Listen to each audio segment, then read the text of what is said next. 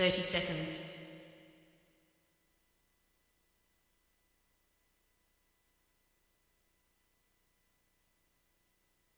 20 seconds.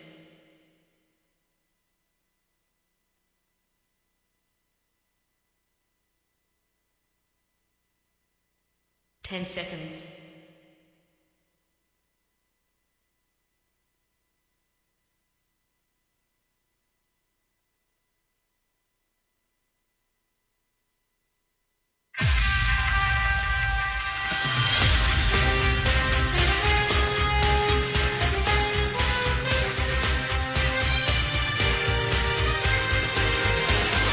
Hi, My name's J.C. McCauley. I'm Naisha McCauley, and you're watching AccessTV.org.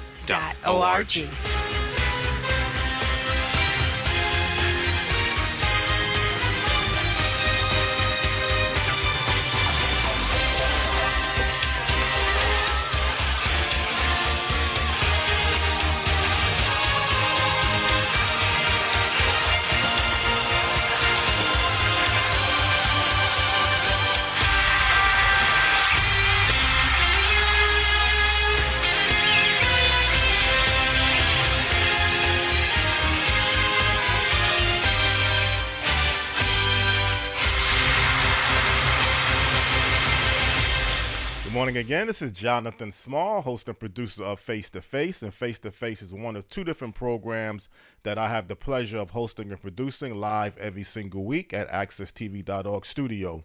Face to Face is a show that's designed to ask the guests the hard questions and give you, the viewers, the answers and information that you deserve to know. This morning on Face to Face, I have a veteran in the media sports industry. He was very instrumental as one of the beginning employees in the early stages of ESPN, and he definitely has a lot of areas in cable television and media and sports combined in knowledge as well. The guest this morning is the director of major gifts for Springfield College, located in Springfield, Massachusetts, and a long-time media executive, no other than Jim Bates. Good morning, Jim. How are you doing? I'm doing fine, Jonathan. Okay. Thank you for having me. You're welcome, Jim. It's our pleasure to have you here. Jim, could you let people know a little bit about yourself briefly before we get into our main topics of discussion? Sure. So I was employee number 14 at ESPN way back in 1979. Knew about it well before most of the rest of the planet, I would say. And, back in those days, 24 hours of sports was an unheard of situation. And I spent about 35 plus years in the media business, fundamentally building cable networks, the 24/7 linear network, got into regional sports, spent a lot of time in the regional sports business, and then into the Golf Channel and horse racing and so on. And then also launched a streaming service back in 2009 when streaming was very embryonic. And we did that with the Racing Network out of Canada. Okay, a very impressive resume, Jim. Jim, when you look at the revenue stream that most cable television operations, networks, stations generate, is the revenue stream directly coming from the subscribers of the cable channel or cable network, or are there any other different sources that generates towards the revenue stream in cable television? Well, fundamentally, there's two. The first is the license fee. The license fee is paid by the cable company, and it is paid to the programmer that obviously supplies the programming. That license fee can be from cents all the way up to multiple dollars, 9, 10, 11, and so on. Sports generally are more expensive than your average, comedy channel or a channel like that. The second source of revenue is advertising, and advertising falls off of distribution, right? So the more homes you have, the better chance you have of getting viewership. The more viewership you have, the more advertising you can sell. And so it kind of goes from there. But the lion's share of the revenue comes from license fees in your standard 24/7 linear network. Well, Jim, where does the money fall into for people subscribing for cable television? Is that such a small scale of revenue stream that it really doesn't add up to the first two that you had mentioned? I'm not sure I completely understand your question. Well, I thought when subscribers subscribe, like if you subscribe to ESPN or HBO or any particular cable station, I thought that was part of the revenue stream that goes into the company. But from what you had just described, license fees and advertisements sounds like those are the two main areas, and maybe not so much the subscription of cable channels, if I'm saying it Eh, correctly or I, miss. I I understand what you mean. So when you subscribe to cable, Mm-hmm, you get one big package generally. Leave mm-hmm, HBO and the premium services off to the side. mm-hmm, Um, and that is called the basic package. And out of that basic package, a certain percentage of your subscriber fee gets sent directly back to the program, right? mm-hmm, So, for example, let's say ESPN, $9 of your monthly subscription goes directly from the cable company, flows right back to ESPN. $1.50 flows right back to Fox News, right? 75 cents flows right back to the Golf Channel. These are approximate numbers, by the way, but you get the idea. So, half of your cable bill fundamentally goes right back to the various programmers that cable system is carrying. mm-hmm. Now, regarding cable television, what is the big connection, let's say, between cable television and professional sports? Because you hear of many professional sports teams today, they have their own cable television. Like the Yankees, I believe they own the Yes Network. So is that the norm today in professional sports, that every professional sports team has some form of their own cable channel, or is it a little bit more to it than just that? And it's a little bit more complicated than that. And it's really important to look at the history. Back prior to ESPN starting, most, with the exception of the Yankees and the Mets, which were on PIX, WPIX Channel 11 and WOR Channel 9, Mm-hmm. most baseball teams had, maybe a game a night, excuse me, a game a week at night and a Sunday afternoon or Saturday afternoon game. Saturday afternoon actually was taken up by NBC. And then ESPN came into the act, and the 24/7 linear all sports network sort of took hold. That manifested itself into the regional sports network, which by definition takes a region of the country, and that team has the rights to that particular region. So for the Mets or Yankees, it would be New York, New Jersey, most of New York, I should say, about half of Connecticut, etc. For the Red Sox, it is all of New England and half of Connecticut. That's their territory. They have the ability to sell those games within that territory, and that's what they did. And that was the advent of the regional sports network. What came out of that was incredible revenue coming back because the regional sports networks kept raising their rates, right? When we started in Baltimore, Washington back in 1984, we were happy to get $1 a subscriber. Now, 30, 40 years later, they're getting $5, $6, $7, $8, $9 a subscriber. So that money flows back to the team either through rights fees or, as you indicated with the Yankees and Mets, with Yes and SNY, through the ownership of the sports networks. So the teams got kind of smart. Most of the teams got smart and decided that they would own their own regional sports network, and those rights, the money that came in from that would go right directly into, from their right pocket to their left pocket. That was the good news. The bad news is that cable subscriptions have eroded and are continuing to erode. And every time they erode, that's less money that comes into the cable company, and that's less money that comes back into the regional sports network. So they've seen their rights fees or the money that's coming to them from their television rights that's eroded. And the real trick is going to be, how do we replace that? And it's going to be a lot harder than I think a lot of folks think it will be. Well, Jim, if you had already explained it to me with your last answer. How has the cable stream or cable, I guess, cable television operations have had their subscriptions eroded? What's the number one driving factor that's causing the erosion of subscribers towards cable channels? Two things, Jonathan. First of all, you have to understand that cable is nothing more than a distribution mechanism, right? You send a signal up to the satellite, comes down, and then is distributed through the coaxial cable into the home. That's basically all it is. Well, guess what? There's now streaming. There's streaming via the internet. That's a much cleaner, much more efficient mechanism to distribute video content today, and it's rendering cable somewhat obsolete. So the reason why people are desubscribing, if you will, two factors: cost, right? Your average cable bill, $150 a month, and then you got to add the internet up on top of it, etc., versus the ability to watch what they want to watch when they want to watch it through a streaming service. And that's the driving, those two fundamental factors are what's driving the erosion of the cable subscriber.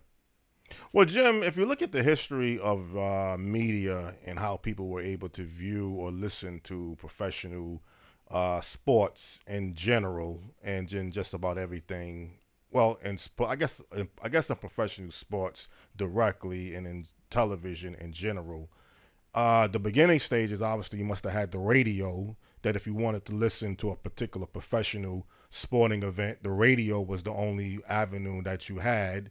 Then it transitioned into television, and then I would say it transitioned into cable television, and now we're in the internet digital streaming era. Is that kind of how the history of how people were able? Yep, that's exactly correct.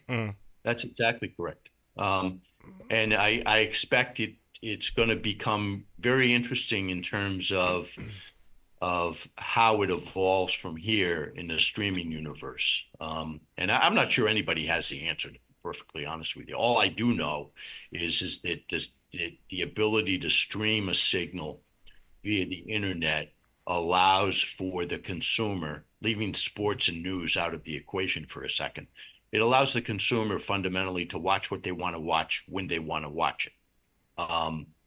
And that's a whole different kettle of fish than the 24/7 linear channel, which used to be appointment viewing, right? Where, every, Thursday night at 9 o'clock, you tune in to watch Grey's Anatomy, as an example. Now, you don't have to watch Grey's Anatomy at 9 o'clock. You can have what I call convenience viewing, which is, well, you go on to where it is, whether it's Hulu or YouTube TV or whatever, and you watch it whenever you want to watch it. It could be at 3 o'clock in the morning on Sunday. So that's changing the entire landscape of the viewer and the fragmentation of the viewer.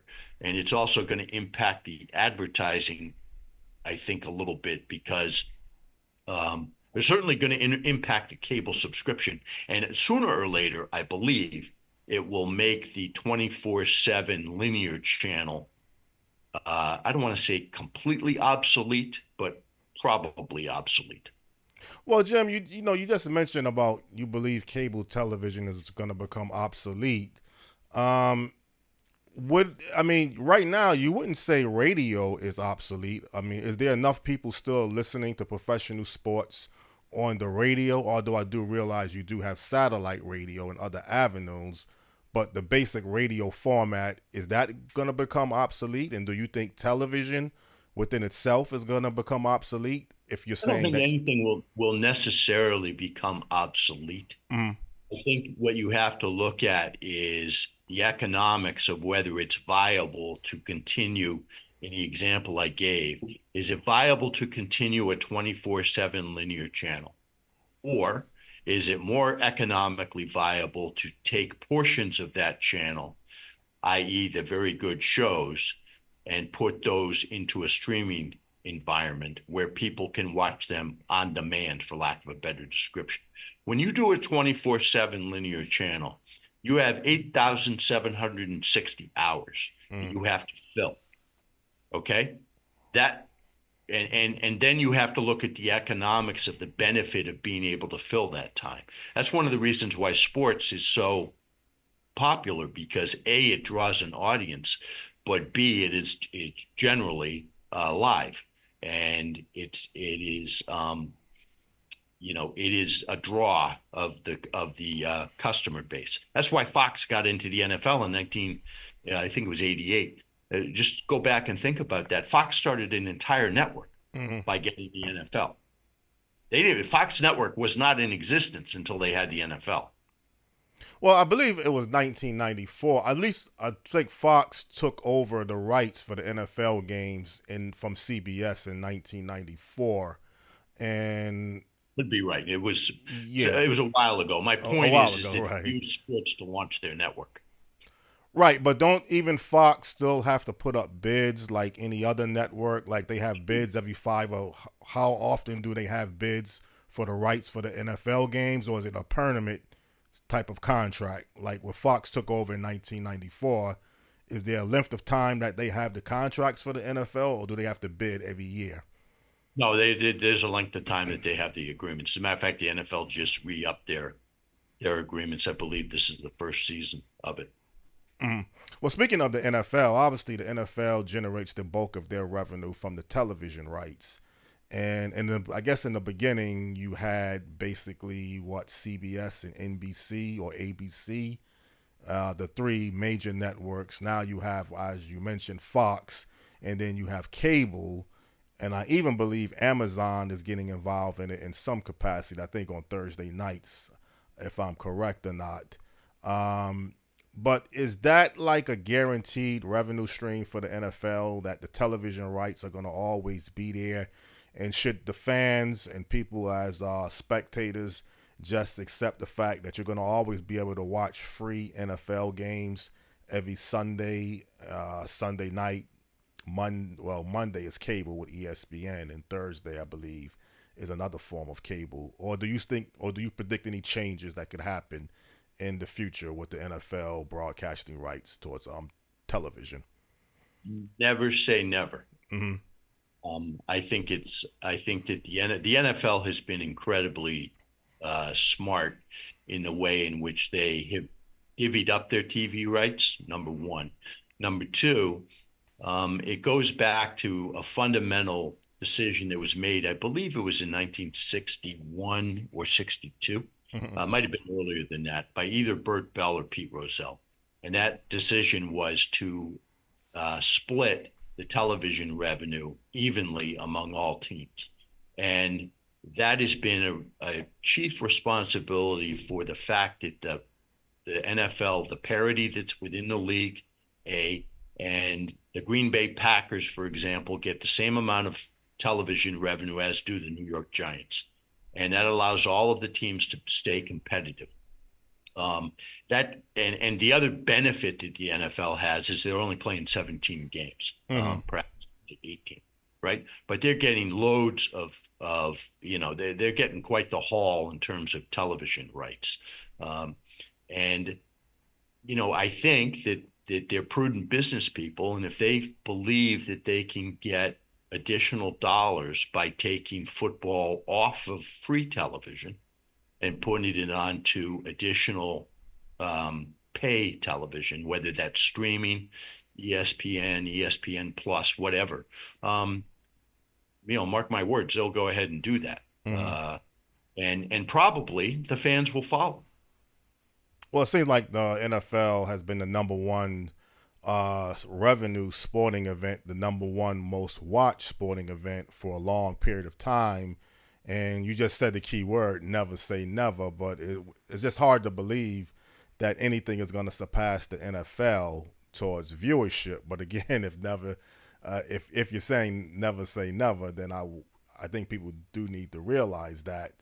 But what is the direct link towards the high, let's say, professional sports salaries over the past 50 years in the NFL, NBA, Major League Baseball that has changed the whole landscape in today's market range? Well, the salaries have just skyrocketed, right? I Mm-hmm. mean, but if you looked at the television revenue or the salaries against a percentage of television revenue, they probably are relatively similar. Mm-hmm. Television revenue drives, has been driving the salary bus. And by the way, that's all sports, even in golf, right? I was in the golf business for a while, and when you look at golf, um, the purses have gotten to be huge, and that's all driven by TV. So the players of today have television to thank for their salaries that they're achieving. You look at the Juan Soto contract. That's unbelievable when you sit back and look at it. And $750 million is last time I looked, that's a heck of a lot of money for a ball player. But that's big market, that's television revenue, and that's an owner with very deep pockets. And all three of those things make a difference in terms of the salary structure. But Jim, hasn't the increase in high professional sports salaries been transitioned down to, let's say, what the viewer and what the consumer being able to pay, let's say, for to go to watch a particular football game or any particular professional sporting event? I mean, I don't even know, maybe what the average salary for NFL, NBA, Major League Baseball ticket costs, but if you're looking at box row seats, what we're talking in the thousands, let's just say, for an average ticket to go watch an Well, NBA. I think two things have happened in sports. One is a proliferation of new stadiums. Mm-hmm. And with those new stadiums come the corporate boxes. And with the corporate boxes comes corporate subscribership to those boxes. So if you look at if you were to draw a comparison of a baseball game in 1965 and a baseball game in 2024 or 25 upcoming, and looked at the clientele, it would skew far more corporate than it did back in 1965. That's the good news in terms of revenue coming into the team, because they are allowed to, it's supported by corporate dollars. The tragedy of the whole thing is that, it costs a family of four, their monthly mortgage payment to go to a ball game now. And I'll give you a very real example. A couple of years ago, I went to Fenway Park. I grew up outside of Boston. I used to go to Fenway Park for $3.50, sit in the left field seats, right? And for $10, I had my transportation in, a couple of hot dogs, and a seat. That same seat 2 years ago was $155. Mm-hmm. Right? So you look at it and you say, okay, so just take 150, right? $600 for a family of four to go and sit in those seats. By the way, that's before they pay to park. That's before they eat the hot dogs. My wife went and got some hot dogs. She came back. I said, how much were these hot dogs? She said, I think she told me they were like $5. $5 for a hot dog. Yeah. So the landscape has changed in that, I keep expecting people not to go, Right. but it doesn't happen. Everybody still continues to go, right? Right. You look at a football game and, people are sitting out there in 15-degree weather, right?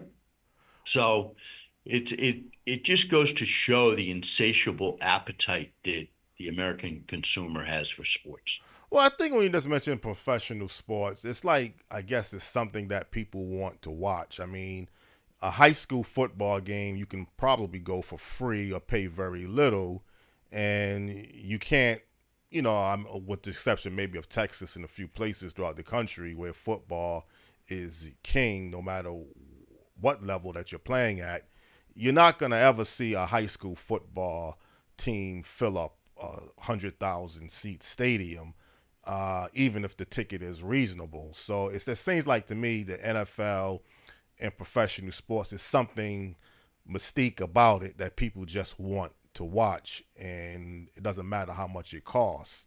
Because I could just imagine how much a Super Bowl ticket will cost if you're going to go, and that doesn't even include the air transportation fee, as you just mentioned with the baseball game. With the parking and the food. Did you want to say anything? Oh, okay. Thousands. Thousands.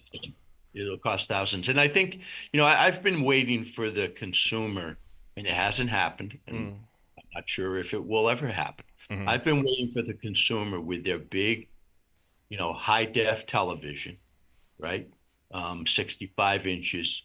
You can sit at home, have your own hot dog, your own bucket of popcorn, your own beer, your own soda, your own whatever, sit on your couch and see the game fundamentally better than you can see it at the stadium. Mm-hmm. I keep waiting for that to happen, and it hasn't happened yet.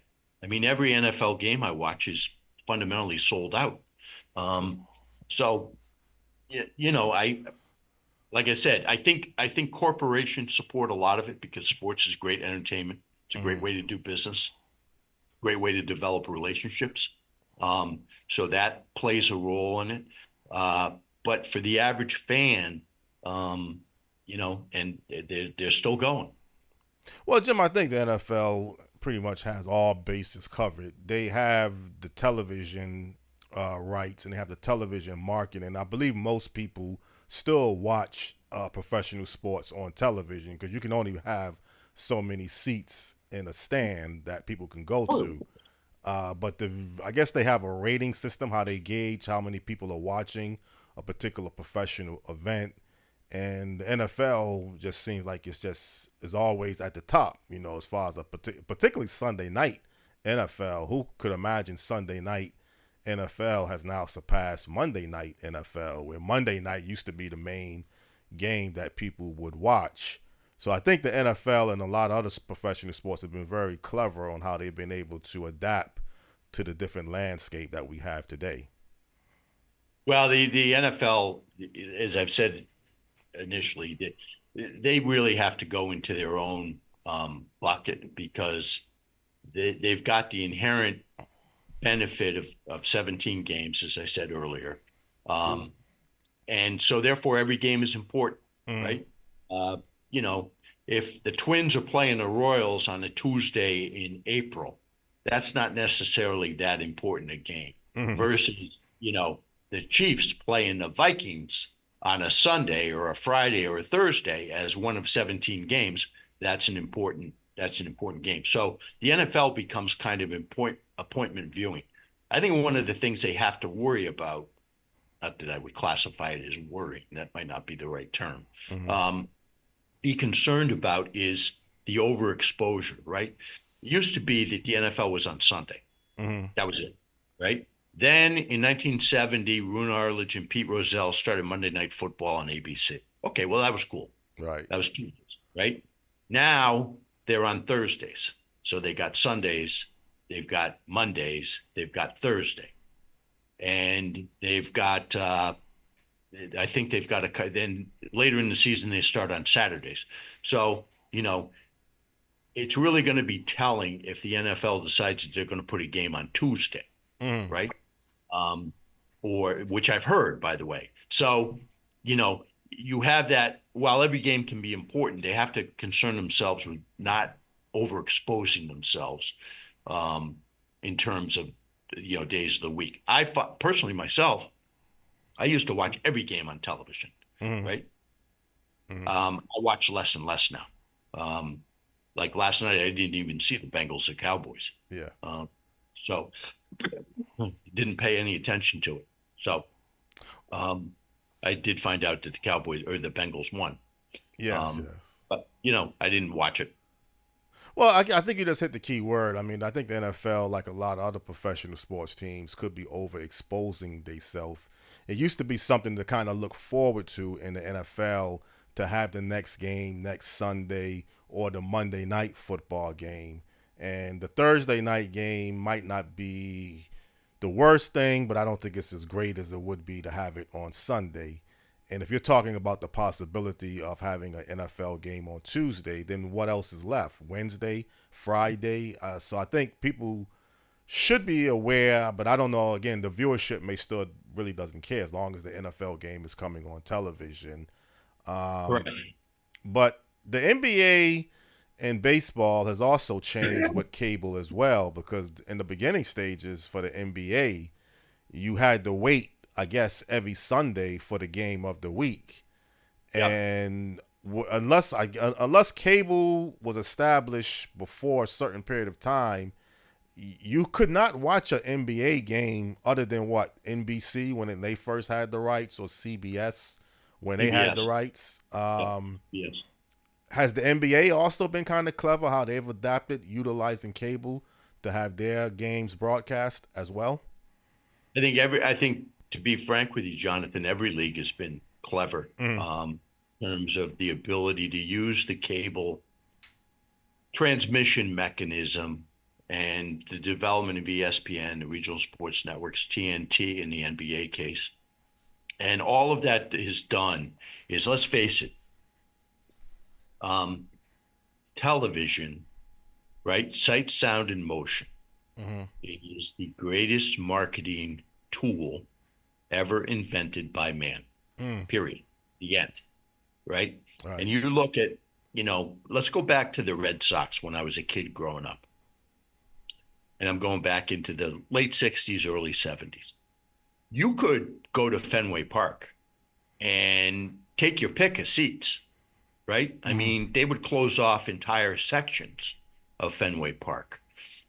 And now, with every game on television, people flock to Fenway Park to watch the Red Sox, even though they haven't performed very well. When we started the regional in Baltimore, Larry Lucchino, who since has passed away, who was the representative for Edward Bennett Williams, who was the owner of the Orioles back then, he looked at me directly across the desk and he said to me, "Jim, I don't know if I really want you to be successful or not." He said, "Because I'm scared to death about what putting home games on television is going to do to our ticket sales." And remember, back in those days, ticket sales was the fundamental revenue source. And most people thought that by putting home games on TV, it was going to take away from their ticket sales. Well, guess what happened? The opposite, right?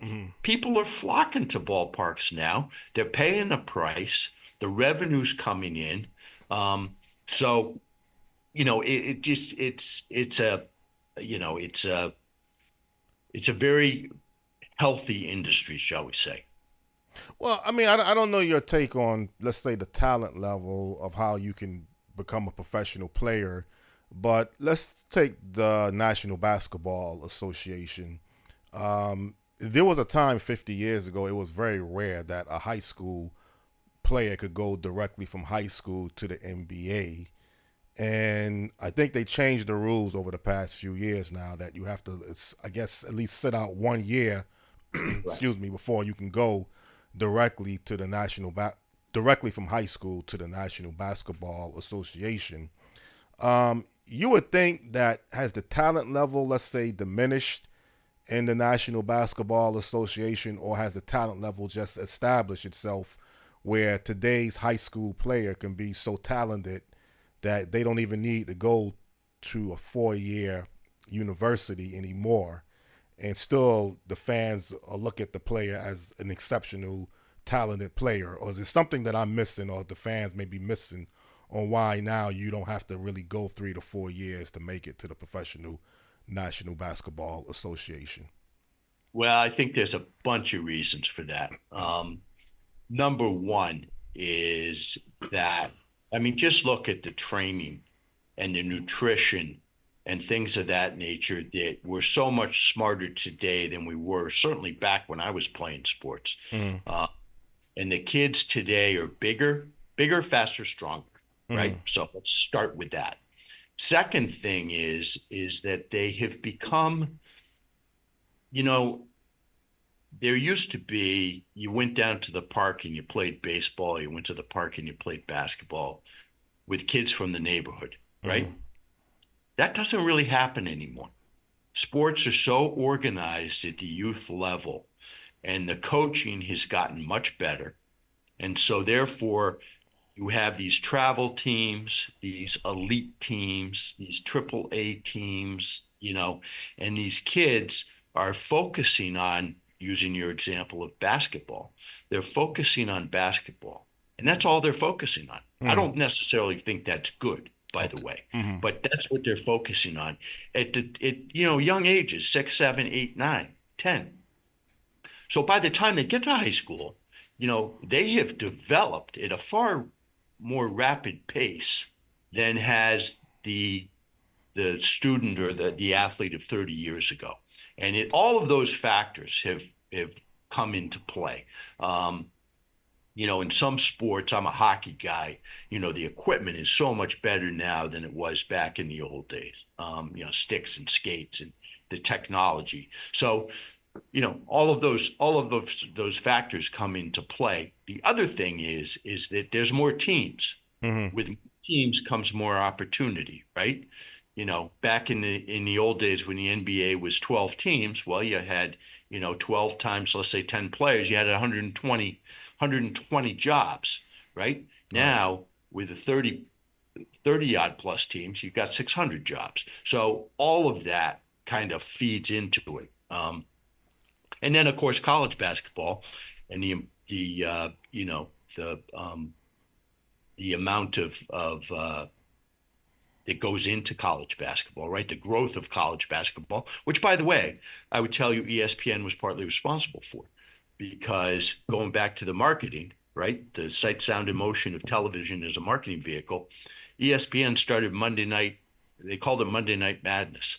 And we did it back in the early days of Monday night college basketball, because basketball is a relatively inexpensive sport to produce, right? You could do a 4-3, 4 cameras, 3 tape machines, or 4 cameras, 2 tape machines, right? So it's fairly easy to produce. That all helps to feed, and market the sport. Well, Jim, let me ask you one thing, because you had mentioned about, when I asked you the question about today's high school basketball players going directly into the NBA, and you mentioned that they're faster, stronger, and I forgot the last piece of the last definition. Bigger, Yes, faster, bigger, faster, strong. Okay, that doesn't necessarily mean that they're better players, but they're just bigger, faster, and stronger, which contributes to, I guess, talent level. But LeBron James came along in today's era.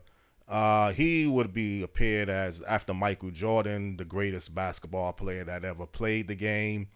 Let's just say if LeBron James came along in the same era that Julius Erving, Dr. J came along in, would his popularity and his exposure and his professional sports deals with Adidas sneakers be the same, or he just been able to come along at a time when everything is caught up towards the revenue stream and exposure stream that many players today are more privileged with than, let's say, when Dr. J came along in his era? When Dr. J came along, Jonathan, sports marketing was embryonic, right? So to answer your question, no, right? LeBron James came along at a time where ESPN was in existence, where the NBA was growing. You had the Magic Bird factor, which helped it grow. You had Michael Jordan, which he was coming on the heels of. Back in the old days, Arnold Palmer, the golfer, right? He and Mark McCormick fundamentally developed sports marketing as we know it today, right? And that didn't exist. I mean, yeah, maybe, Mickey Mantle got, Gillette or Schick advertising things of that nature. But marketing in terms of, the whole Nike revolution or the Adidas revolution, that didn't exist back in the day. Certainly not to the extent that it does today. So I guess the answer, where a player coming as, excuse me, one final point, where a player coming out of college or even in college, right, has a shoe deal. Yes. or whatever the shoe deal happens to be, or has a car deal, or has, with nil now, right? Name, image, likeness in college athletics. That's completely changed the landscape of sports marketing. Mhm. But I mean, I guess to answer a question, there's no way LeBron James and Michael Jordan could have been a billionaire if they came along in the 60s and the 70s, because cable was non-existent, and I don't even think Nike was established the way that they are. I don't know if Nike was even around, but let's just say for the sake of it, there's just no way that Michael Jordan and LeBron James could have become billionaires or even high multi-millionaires had they came along 30 years prior to the era that they came along in. No, for the exact same reason that John Havlicek or Bill Russell or Bob Cousy Mm-hmm. weren't billionaires, right? They were the LeBron James of the time, Mm-hmm. right? And they certainly. I mean, I think Wilt Chamberlain, if my memory's correct, in 1965, I think that's the right year, was the first basketball player to get $100,000 a year. Mm. 1965, 100,000. 100,000, Yeah. right? So now that was a tremendous living in 1965, but Mm-hmm. it certainly wasn't what it is today. And Michael Jordan, Michael Jordan, I think he owns part of Nike. Mm-hmm. So, that's that pays him his Air Jordan line. You know, I forgot the name of the movie that was out with Ben Affleck and Matt Damon, but it showed I can't remember, Air. I think it was Air. It's all about Michael Jordan's linkage to Nike, Mm-hmm. and he still gets paid yearly for the amount of shoes that are sold. Well, Jim, as we're getting close to ending this ending this show or running out of time, what is the biggest concerns that you have towards television and professional sports, let's say in general, towards the next 5 to 10 years at the rate that it's growing or changing in today's era? Oh boy, that's a great question. I would say probably two things: Mm-hmm. overexposure and fragmentation. Mm-hmm. What do I mean by overexposure? Uh, the ability now you can watch, if you go on to ESPN Plus, which I subscribe to. If you go on to ESPN Plus, you can watch any game you want to watch, pretty Mm-hmm. much. Um, and so that's an overexposure element, or that's actually more of a fragmentation element. And will the dollars continue to support the athletic landscape as they have? I think that will continue to be the case. Um, but if they get too greedy, sooner or later, and it's going to be interesting about the Juan Soto contract, right? I Mm-hmm. mean, how many people sit back like I do and go, this guy, you know, yes, he's a great talent, right? I hope he's going to give $25 million a year to the Police Athletic League or to the Fireman's Fund, Yeah. right? He needs to, in order for him to compete, he needs to have, 17 other guys on the field. Right. He's a baseball player, for crying out loud, making that kind of money. And I think at some point, Joe Q Public out there is going to kind of sit back and go, what's going on here? Right? Mm-hmm. We've gone, yes, it's capitalism, but we've gone a little bit off the rockers. Right. Um, where your average second baseman, who's a 250 hitter can make himself $4 or $5 million a year playing baseball. And God bless him, Mm-hmm. right? Because to get to that, I've often said that anybody who plays Major League Baseball and puts that uniform on, I don't care. They're a great ball player because to get there is unbelievable, Mm-hmm. right? Right.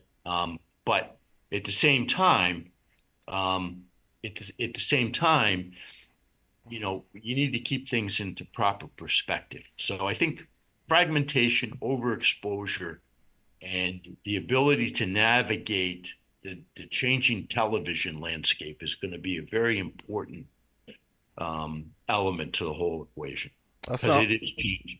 mm-mm. And with it, the economics are changing. Yes, yes. Well, Jim, that sounds like a real great way to end this particular show on the last assessments that you just outlined.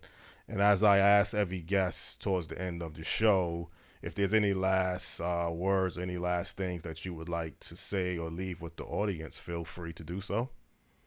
Well, it's been a pleasure, and I'm not sure that I'm correct in all of my assessments. I can certainly look at it from a historical perspective. And I think that, as I said at the outset, the media landscape the ecosystem of it is changing dramatically.